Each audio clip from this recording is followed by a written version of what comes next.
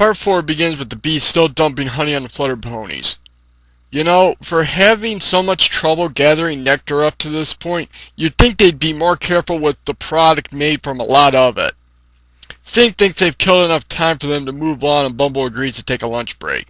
So the flutter ponies are now covered in honey, meaning that they can't fly for the lion's share of the remaining episode. However, Morning Glory has escaped most of the honey, so she's mobile enough to use that hole I mentioned earlier. They drag out her escape a bit, but she manages to get out and fly away, albeit weakly. You can't do that! Shut up! There's barely any action in this episode as it is. Morning Glory manages to escape Pointer by flying through a hole in a tree too small for his fat ass, and he's too stupid to think of flying around it. The scene then leaves the music behind as we switch over to Stoneback still menacing the characters. Surprised attempts to distract them from following the script go ignored, so Gussie decides to try to use her wind magic. It's not working! Why don't you do something about it, you evolutionary mistake? They're your mortal enemies! Blowing away armadillos the size of Volkswagens doesn't look like it's going to work, and neither do stupidly conceptualized bushwoolly abilities. Finally, Buttons just drops apples on them and they split. Yup, this was all just to kill more time. The Ponies and company run for it until another fur bob opens a door in a tree and everyone runs in. The Stonebacks apparently have the visual acuity of a T-Rex with astigmatism, as they missed the door completely. They enter for Bobby, and how I wish I had a high explosive here as we meet more of the abominations. However, they do waste no time for a change, getting something called the steamer ready for Cuddles. I wanna get steamed! Me don't want to watch episode, but I'm doing it anyway! We cut back to Morning Glory, who's still slowed down by what honey is on her wings. She states the obvious to a random dragonfly before the bees find her and run her down to take her back to Bumble. We check up on the Sunstone to see it's glowing like it's radioactive, and on Bumble, who has made herself sick from overindulgence. Yup, everything looks just fine in Bumble land. Sting tries to tell Bumble she should lay off, but she doesn't want to hear and tells him to remove her slippers. He gets one off before Pointer brings in Morning Glory. Bumble decides to throw Morning Glory into solitary with Sting on guard. Do I have to? Do you wish to continue being my right-hand bee? Sting questions the perks being worth it, but Bumble double bitch slaps him into it. So he ushers Morning Glory off. Bumble nods off, and a bug randomly comes down and starts chewing on her robe. The Sunstone, in the meantime, honestly goes from yellow to red as things are getting hotter. The Ponies, in the meantime, go through the steamer scene to heal Cuddles. Are you sure this is gonna work? As sure as I'm a fur bob! Well, then Cuddles is screwed. I wanted to be a bastard and show the whole thing just to force you all to suffer what I suffered, but then I remembered you could just skip ahead and decide to save the bandwidth. This song is awful. It's like they actively hunted down every tone-deaf person in the studio to sing this. The visuals are interesting, and Spike hanging on to Cuddles for dear life when she's lifted up is amusing. However, having to listen to terrible singing was grating to say the least. And what is it with the song sucking in this episode? This is the pilot! You should be giving us your best! The steaming heals Cuddles, and the Furbobs guilt trip the Ponies into helping them with the Stonebacks. Physics suggests getting the Flutter Ponies to help, and they head out after a stupid joke at Spike's expense when he decides to come along. We then check on the witches, who are playing croquet with live turtles and using ox legs as goalposts to show that they're heartless bastards. They give us meaningless exposition about how they're moving in, and at sundown, Flutter Valley will be so screwed to finish out Part 4.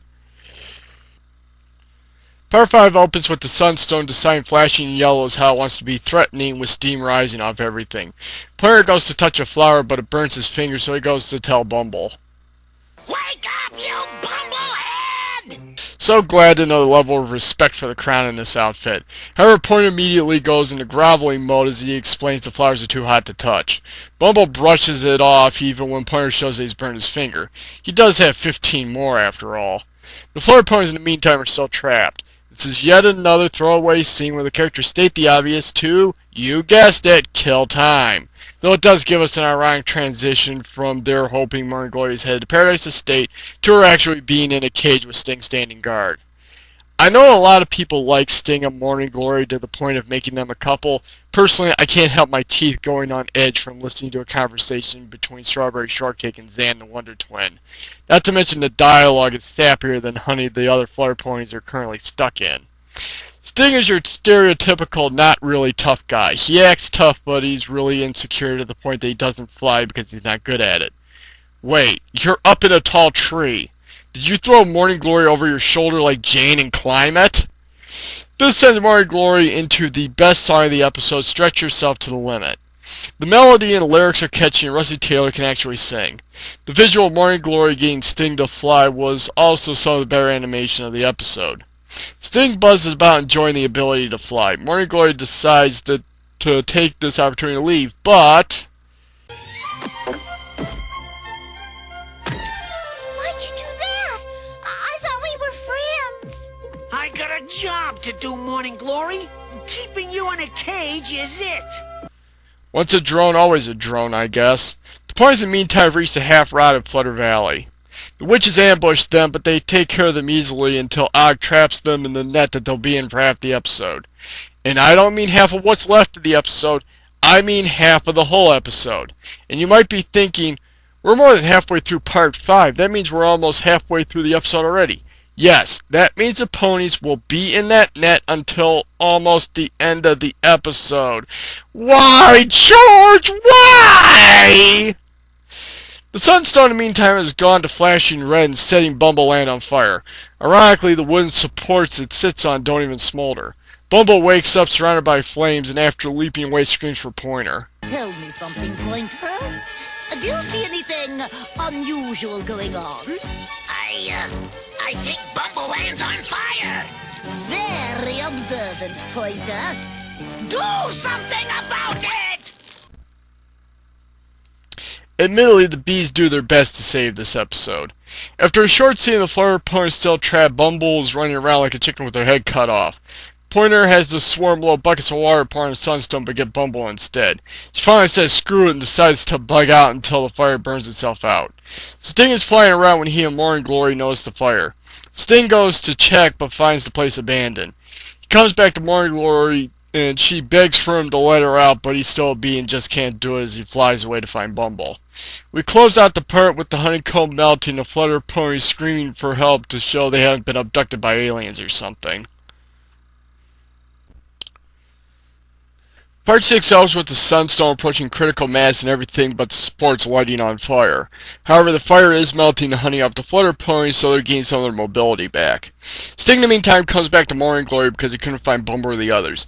Having been abandoned, Sting decides Bumble sucks and agrees to help Morning Glory free the other Flutter Ponies. They actually go to the Sunstone first to do something for it before the thing explodes or something. Sting cuts it from its supports, but it melts through the ground on its way to China. Morning Glory freaks out in Morning Glory fashion. It's a calamity! Without the Sunstone, Flutter Valley will be no more! It's finished! Oh, well, that's a definite problem. You think? They go to see if they can save the other Flutter Ponies without screwing that up, but Bumble and the Swarm choose that time to return. Bumble orders Sting to get Morning Glory, but he's decided being left behind is going too far in the abuse category. Unfortunately, the word choices in this conversation really kill the moment. Bumble's naturally pissed and sends Pointer after Sting and rips her robe, which, if you remember, has been half-eaten and burned. Sting and Pointer mix it up, and Sting punches Pointer square in the face. Ooh.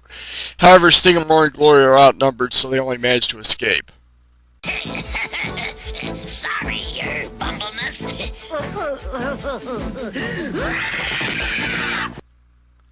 Unfortunately for the Flutter Ponies, this is the point at which they can break through the honeycomb and make their escape. They're still grounded, so the bees just recapture them. Let's see what else is going on.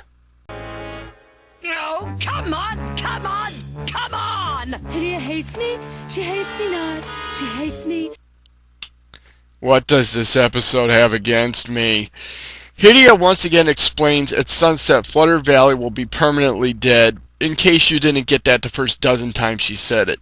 Speaking of which, the sun has been close to setting since part 2. Has it suddenly turned into 24 where we see literally every minute of the action? To remind us of how painstakingly slow this episode is being, we cut to the ponies still trapped in the net. They can't escape because Og's nearby and they didn't bring any fruit snacks.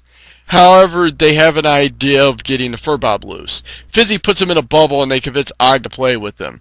He slips away and goes to get help. Wait, did I say get help? Hell no, we still have almost 4.5 parts to get through. He's free to kill time.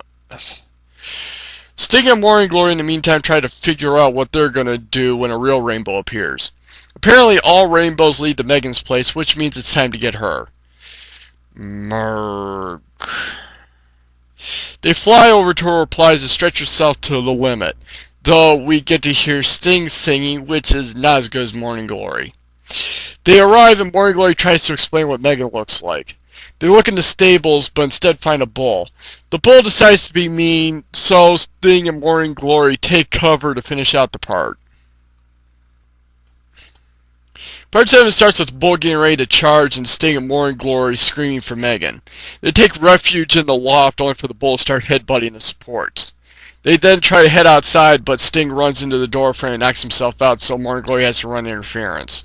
Megan finally shows up after a horseback ride. It's good to know she's so used to strange things that she doesn't even notice a 4-foot-tall bee lying unconscious in the barn.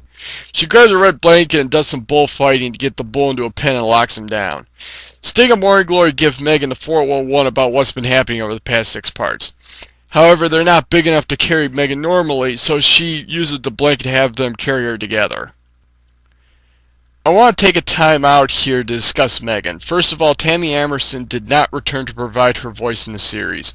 She was replaced by Bettina Bush, who voiced Rainbow Bright. And ironically, Scott Menville did the voices for both Danny here and Brian on that show. The only real difference in performance is when it comes to the singing, as Tammy is a much better singer in my opinion. However, I want to talk about the hatred for the character among fans as it approaches Wesley Crusher levels. Though I don't know if Tammy or Bettina also love the character, so I can't say if she has truly reached that level. Ironically, it's because they literally made her a Wesley Crusher before there was even a Wesley Crusher.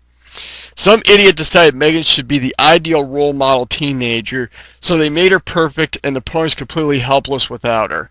This episode is the worst offender. We have spent 6 parts watching the Ponies being unable to get out of a paper bag just so that she can swoop in and save all their asses.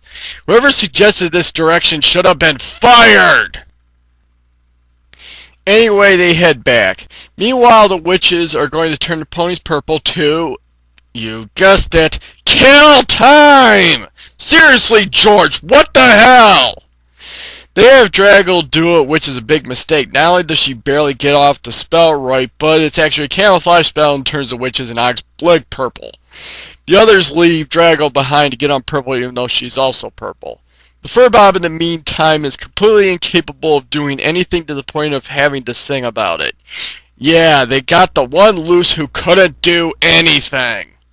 Megan, Sting, and Morning Glory find the Furbob and try to get this episode moving. They don't even consider going to Paradise Estate and getting the army waiting there, but instead head to Bumbleland.